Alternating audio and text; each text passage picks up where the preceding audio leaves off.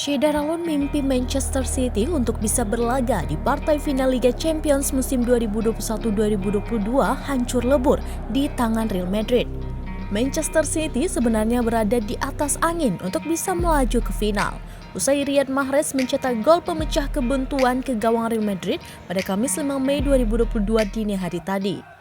Pemain Aljazairi itu mampu mencetak gol yang membuat Manchester City unggul agregat 3-5 atas Real Madrid pada menit ke-73. Kemenangan Manchester City yang sudah di depan mata akhirnya harus buyar setelah Rodrigo mencetak gol ajaib pada menit ke-90 dan menit 91.